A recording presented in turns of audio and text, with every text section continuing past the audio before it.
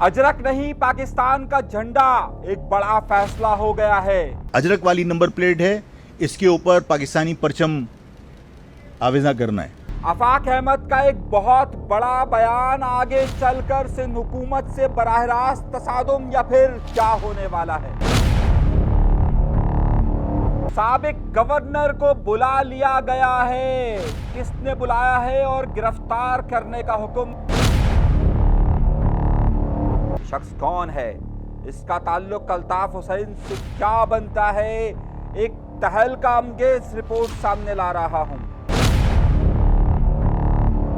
एक audio leak हुई है, एमक्यूएम के मरकज पे मंशियात फरोशों का कब्जा, किसने ये बात कही है, अहम चीज सामने रख रहा हूं। मंशियात फरोश और जो आप बात कर रहे मरकज पे बैठे हुए भाई, वजीरे दाखिला के खिलाफ मुकदमा दर्ज करने का क्या फैसला होने वाला है। एक बहुत बड़ा करप्शन का इल्जाम किस पर आया है, एमक्यूएम की क्या पोजीशन है, बड़ी अहम बात।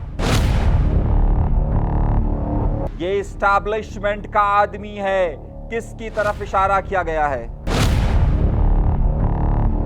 हम्माद अजहर को छूट क्यों दी गई, एक और रिपोर्ट सामने रख रहा हूं। आज के प्रोग्राम में मैं आपको तहलका अंगेज खबरें देने वाला हूं, ऐसी तहलका अंगेज खबरें कि जो अभी तक आपने नहीं सुनी होगी, ना देखी होगी, ना इसका चर्चा होगा। तो इसलिए प्रोग्राम को आखिर तक जरूर देखिएगा। और उससे पहले हिम्मत बांधिए, डरिए मत, चैनल को सब्सक्राइब जरूर कीजिए, कोई लापता नहीं करेगा, कह रहा हूं आपसे, चैनल सब्सक्राइब जरूर कीजिए। आइए अपने प्रोग्राम का बाकायदा आगाज करते हैं अपने परवरदिगार के शुक्र से कि जिसने हमें ये तमाम नेमतों से नवाजा है, उसका जितना शुक्र अदा किया जाए उतना ही कम है। आइए प्रोग्राम का बाकायदा आगाज करते हैं पहली और आज की तहलका अंगेज उस खबर से कि जिसने इस वक्त शहर में हलचल मचा दी है। और वो तहलका अंगेज खबर यह है कि सिंध हुकूमत इन्फोर्स कर रही थी, यानी कि ताकत के साथ इस बात को लागू कर रही थी कि हर एक पर नंबर प्लेट अजरक वाली होनी चाहिए। अब मामला यहां पर मैं आपको जो बताने वाला हूं, जरा कान खोलकर और जरा हिम्मत से सुनिएगा कि आगे मामला होने वाला क्या है। इस हवाले से जो बड़ा फैसला था वो ये था कि दर हकीकत एक बार कोड, एक कोड उसके अंदर चिपकाना था नंबर प्लेट पर, ताकि इससे पहचान हो सके कि ये बाइक और ये दोनों असली है या नहीं है। मामला उस बार कोड का था, लेकिन सिंध हुकूमत ने इसे फोर्सफुली ये किया कि उस बार कोड को रख दिया अजरक के अंदर कि जिससे ये पहचान हो सके, और अजरक को उन्होंने इन्फोर्स करने की कोशिश की। बकौल सिंध के बड़े कौम परस्त रहनुमा ज़ैन शाह के दर हकीकत ये नंबर प्लेट के बहाने से महाजिरों और सिंधियों को आपस में लड़ाने की कोशिश की जा रही है, ये ज़ैन शाह ने यहां पर कहा था। और दर हकीकत सिंध के मसाइल से निगाह उठाने की बात की गई थी, और ये पाकिस्तान पीपल्स पार्टी पर उन्होंने बराह रास्त इल्जाम आयद किया था। लेकिन अब इस सिलसिले में एक बड़ी और अहम खबर आई है, और बड़ी और तहलका अंगेज खबर देने वाला हूं। आफाक अहमद साहब ने ऐलान किया है, अजरक या फिर पाकिस्तान का झंडा, दोनों में से क्या चूज करना है, ये बहुत ही अहम बात है। अब ये आफाक अहमद साहब ने क्या कहा है, ये मैं आपको आगे चलकर बताने वाला हूं कि दोनों में से एक का इंतखाब होगा, अजरक या पाकिस्तान का झंडा। ये चलकर मैं आगे आपको बताने वाला हूं कि उन्होंने क्या कहा है कि अजरक पर क्या बात होगी और उस पर क्या बात होगी। लेकिन उससे पहले मैं आपको दो तीन बड़ी ही अहम तहलका अंगेज खबरें देने वाला हूं। एमक्यूएम पाकिस्तान के एक बहुत बड़े इजलास की, एमक्यूएम के एक बहुत बड़े इजलास की ऑडियो लीक हो गई है। उस ऑडियो लीक के अंदर एमक्यूएम के कारकुनान और जिम्मेदारान ये इल्जाम आयद कर रहे हैं कि एमक्यूएम के लोग, बाकायदा बड़े लोग, मंशियात फरोशों को सपोर्ट कर रहे हैं और उन लोगों को वहां बिठा रहे हैं मरकज के अंदर जो मंशियात फरोश है। आइए लीक ऑडियो सुनिए। मंशियात फरोश और जो आप बात कर रहे मरकज पे बैठे हुए भाई, जो आपके वो है मोतिल साथी हैं, वो मरकज पे बैठे हुए, तस्वीरें बनी हुई है, सबको पता है। तो क्यों नहीं हो रहा एक्शन उन पर? ये जो प्रॉब्लम आई है इस वजह से आई है। बाकी कोई परेशान नहीं था, जब आए शुरू में सबने कोऑपरेट किया ना, साथ में सब लगे हुए थे। बेहतरीन काम कर रहे थे आप लोग। अच्छा काम कर रहे थे ना। लेकिन क्या हुआ, जब देखा कि यार वही चीज है जिसकी वजह से डिसॉल्व किया गया 28 रुकनी 30 रुकनी सेट ऑफ फेडरल मीडिया का, फिर उन्हीं पे हाथ रख दिया गया। कैसे होगा? उनका सबको पता है ना, कोई छुपी भी तो बात नहीं है। आपने ये ऑडियो सुनी, ये मुझे मालूम है कि कहां पर ये गुफ्तगू हुई है। मेरे पास ये जो पूरी ऑडियो लीक है, इसके तीनों बड़े हिस्से मौजूद हैं और इसमें पूरी तफसील के साथ उन इजलास की कार्रवाई मौजूद है कि जिसके अंदर बड़े बड़े नाम MQM के मौजूद हैं, जो बाकायदा ये इल्ज़ाम आयद कर रहे हैं कि MQM के अंदर ग्रोहबंदियां इस हद तक बढ़ चुकी है कि सिर्फ एक जगह पर 10 यूनिट अलग काम कर रहे हैं, 3 यूनिट अलग काम कर रहे हैं, कहीं पर 3 यूनिट अलग काम कर रहे हैं, कहीं पर 7 यूनिट अलग काम कर रहे हैं और उन सब में MQM और PSP का मर्जर हो जाने के बावजूद भी यूनिट्स इंटायरली डिफरेंट तौर पे काम कर रहे हैं। एक ऐसी ऑडियो लीक हुई है कि जो मेरे पास मुकम्मल तौर पर मौजूद है। लेकिन ये किस शख्स पर यह इल्जाम आयद किया जा रहा है कि कौन मंशियात फरोश और कौन MQM के मरकज के अंदर बैठा हुआ है, ये अब हम आपको आगे चलकर अगले प्रोग्राम के अंदर बताऊंगा। लेकिन कोई चैलेंज मत कीजिएगा, ऑडियो असली है, मेरे पास नाम भी मौजूद है, कौन कौन लोग वहां पर मौजूद थे और किस किस तरीके से मौजूद थे, सारी तफसीलात आपके सामने फिर कभी रखूंगा। लेकिन अभी ये सवाल है कि वो कौन मंशियात फरोश है और किस पर ये इल्ज़ाम आयद किया गया है। ये एक बड़ी खबर है। आइए एक और बड़ी खबर की तरफ चलता हूं और उसके बाद मैं आपको तहलका अंगेज खबरें देने वाला हूं। सबसे बड़ी बात यह है कि वजीर दाखिला ज़िया लंजार का आपको याद होगा कि मोरो के पास एक मुजाहिरा हुआ था कि जिसमें ज़िया लंजार का घर नजर आतिश कर दिया गया था और उसके बाद ये मामला बहुत ज़्यादा चला था कि 2 अफराद को वहाँ पर गोलियां लगी थी और जिसके बाद वो हलाक हो गए थे और उसके बाद की सूरत हाल वहाँ पर इंतहाई गंभीर रही थी। उस पर बाकायदा सिंध के वजीर इतलात जो हैं शर्जील इनाम मेमन, उन्होंने एक बड़ी ही प्रेस कॉन्फ्रेंस की थी और उन्हें कहा था ये तमाम के तमाम लोग मुल्क गद्दार और दहशत गर्द हैं।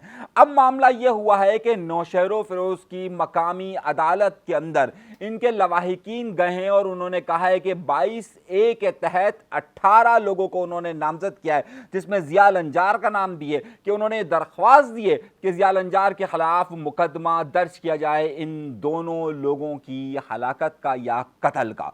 यह एक बड़ी पेशरफ्त इस हवाले से कि ज़िया लंजार साहब इस वक्त वजीर दाखिला हैं, जो करे वो आप कर सकते हैं, यानी कि बादशाह लोग हैं। अब उनके खिलाफ भी एक मुकदमे की तैयारी हो रही है, तो क्या नौशहरो फिरोज की अदालत इस बात का हुक्म दे सकती है कि 22A के तहत इनके खिलाफ मुकदमा दर्ज किया जाए और फिर उस मुकदमे के अंदर ज़िया लंजार साहब का नाम शामिल होता है या नहीं होता है? सबकी नज़रें इस खबर के अंदर है और हमारी नज़र भी इस खबर पर है कि आखिर मामला हो क्या रहा है। आइए एक और बड़ी तहलका अंगेज खबर देता हूं आपको, और खबरें मेरे पास मौजूद हैं और इन सब खबरों को आगे चलकर मैं आपको बता रहा हूं। सिंध के एक साबिक गवर्नर को इस्लामाबाद की एक अदालत ने बुलाया है। सिंध के एक साबिक गवर्नर को इस्लामाबाद की अदालत ने कहा है कि इसको हर सूरत में गिरफ्तार कर कर कल तक लाया जाए। ये कौन सा गवर्नर है? जी जनाबे वाला, तहलका अंगेज खबर यह है कि यह गवर्नर का नाम है इमरान इस्माइल, PTI के साबिक अहम रहनुमा, और वही जो कहते थे आई वो गाना गाया था इन्होंने, क्या था, आज तो शानी भी नहीं है, गायब है शानी भी, चलो खैर, वो गाना था ना, कौन सा था भाई मौसम, तब्दीली आई है, वही था ना, हाँ आइए तब्दीली आई है, वही गाना था। वो गाना भी उन्होंने गाया था। और उसके बाद जब 9 तारीख के वाक़यात रूनुमा हुए तो उसके बाद उन्होंने प्रेस कॉन्फ्रेंस करते हुए कहा था कि मैं सब चीज़ों से अलग, उन्होंने अपने गुनाहों की माफ़ी मांगी थी। मगर लग यूँ रहा है कि जिस तेज़ी के साथ मैं आपको ये खबरें दे रहा था, आपको याद होगा मैं वो वाहिद शख्स था कि जिसने आपको ये कहा था कि आप देखिएगा कि जुलाई के आखिर और अगस्त के शुरू में तब बहुत सारे तहरीक इंसाफ के लोगों को सजाएं होंगी और उनको बुलाया जाएगा। उसमें से वो लोग भी कुछ शामिल होंगे जिन्होंने माफ़ीनामे दिए हैं। अब मामला हुआ है कि इस्लामाबाद की जुडिशल मजिस्ट्रेट में मुबश्शिर हसन ने 12 को के मामले पर उनको बुलाया है और बाकायदा उनको ये कहा है कि इनको गिरफ्तार कर 24 तारीख तक इनको अदालत में पेश करने के लिए लाया जाए। अब तहरीक इंसाफ का एक बड़ा मामला दोबारा से ये शुरू हो गया है कि अब जब ये फैसले आने शुरू हुए हैं तो जिन लोगों को रिहा किया जा रहा है उनके ऊपर तहरीक इंसाफ का एक हिस्सा खास तौर पर ये इल्जाम आयद कर रहा है कि सारे के सारे लोग एस्टैब्लिशमेंट के लोग हैं।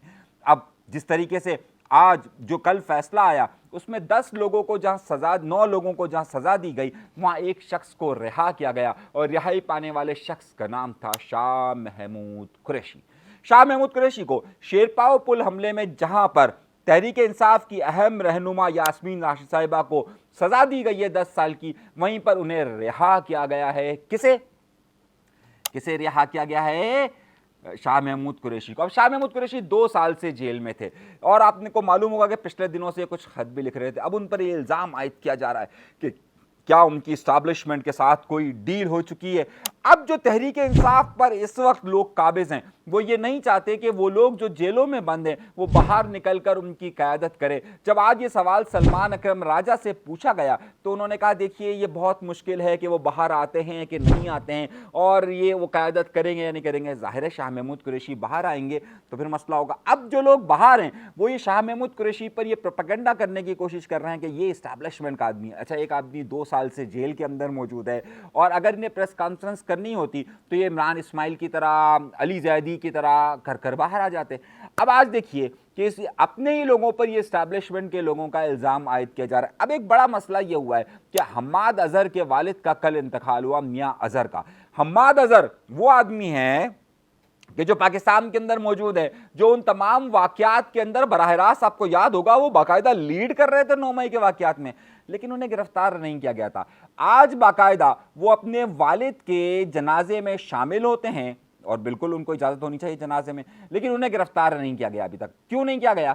अब मामला यही हो रहा है कि तहरीक इंसाफ इस बात के चक्कर में कि कौन इस्टेब्लिशमेंट का आदमी है और कौन इस्टेब्लिशमेंट का आदमी नहीं है, कौन कहाँ का है। एक ज़माने में ये सारा सिलसिला एनकेएम के साथ भी होता था। एनकेएम में तो अब वाज़ेह तौर पर मौजूद है कि कौन किसकी तरफ और कहाँ पर खड़ा हुआ है, लेकिन उस ज़माने में एनकेएम के साथ भी ये बड़ा मामला होता था। अब आइए एक और बड़ी खबर की तरफ चलता हूँ और बड़ी खबर आपको देने वाला हूँ, उसको ज़रा सा देखिए। ये साहब कौन है? ये तस्वीर को जरा गौर से देखिए। ये तस्वीर आपको बहुत कुछ आगे चलकर बताने वाला हूं मैं और बहुत ही अहम खबर आपको मैं देने वाला हूं। जरा सा गौर से इस तस्वीर को देखिए और इसको समझिएगा। ये पाकिस्तानी नहीं है, बल्कि ये एक लंदन का यानी यूके का बहुत बड़ा कार्डियोलॉजिस्ट और चेस्ट के हवाले से एक बहुत बड़ा नाम है कि जिसका नाम है डॉक्टर डेविड लिप्किन। आप कह रहे होंगे अनीस भाई क्या हो गया, आप कहाँ की खबर क्या दे रहे हैं? कौन है ये डॉक्टर डेविड लिप्किन? कौन है ये डॉक्टर डेविड लिप्किन? यही तो आज की बड़ी खबर है कि ये डॉक्टर डेविड लिप्किन का अल्ताफ हुसैन साहब से क्या ताल्लुक है और क्या मामला बन रहा है। ये डॉक्टर डेविड लिप्किन है कि जो कि इस वक्त अल्ताफ हुसैन साहब के को चेक कर रहे हैं और बाकायदा उनके स्पेशलिस्ट हैं कि जो उनकी सारी सूरत हाल की रिपोर्ट को मॉनिटर कर रहे हैं। और इस वक्त अल्ताफ हुसैन साहब डॉक्टर डेविड लिप्किन के पेशेंट हैं।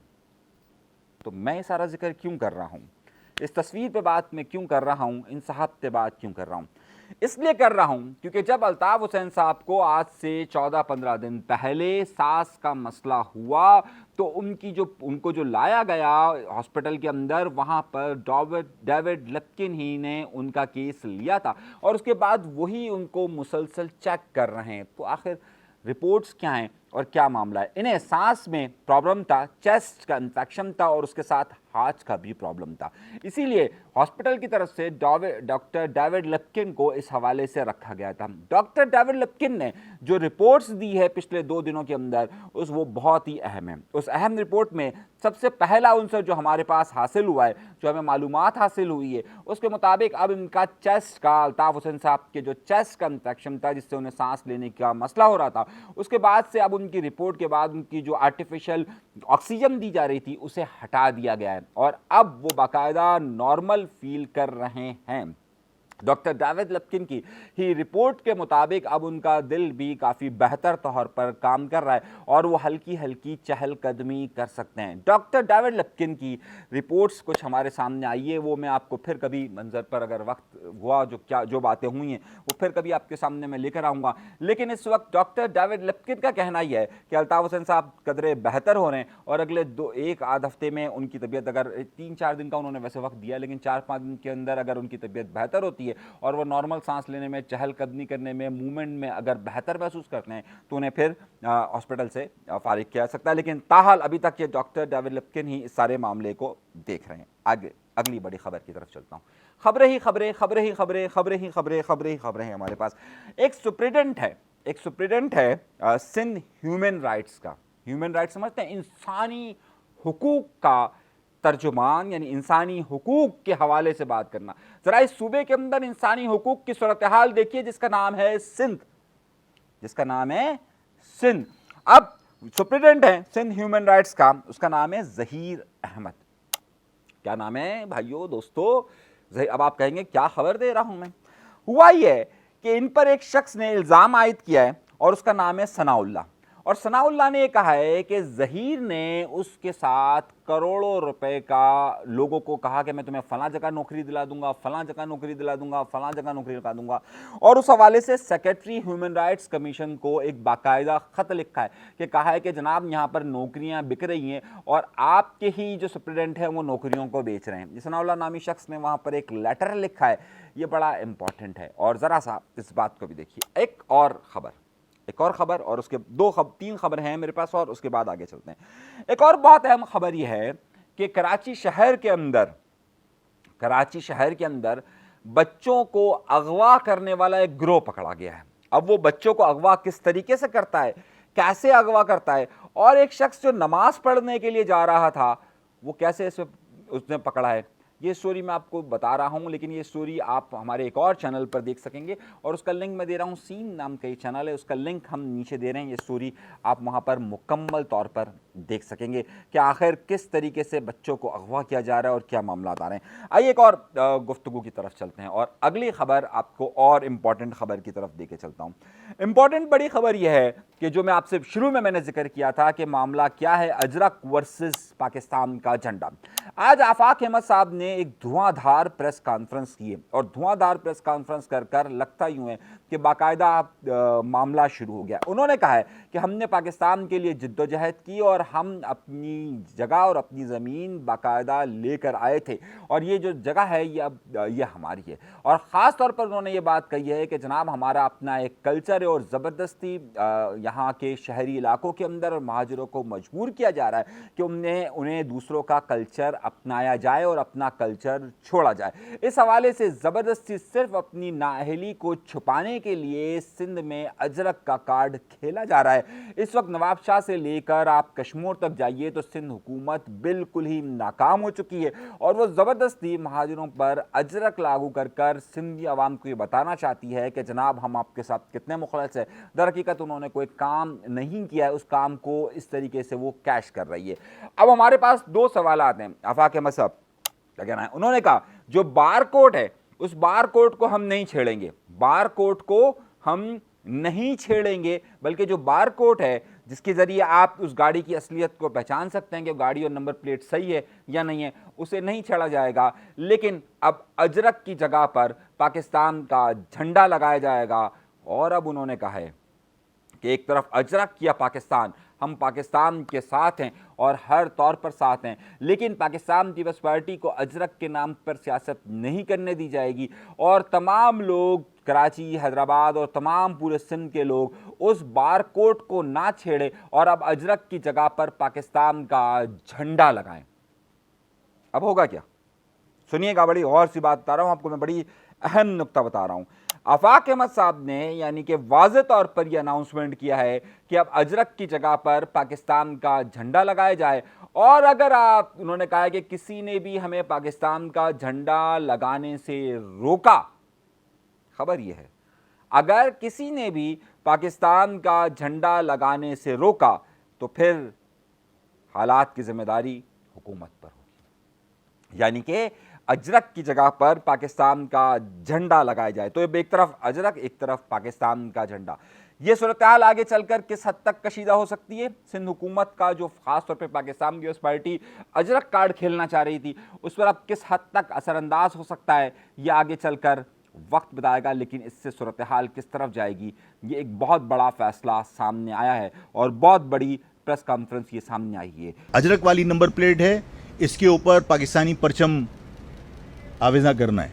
मैं अपनी आवाम से भी कहता हूँ, इस शहर के लोगों से भी, कि अगर कोई सिंधी अजरक वाली नंबर प्लेट कैरी करना चाहता है, उसमें कोई तब्दीली करना नहीं चाहता, उसको फोर्स नहीं करना चाहिए आवाम को कि वो अजरक ख़त्म करके पाकिस्तानी परचम इसके ऊपर आवेज़ा करे।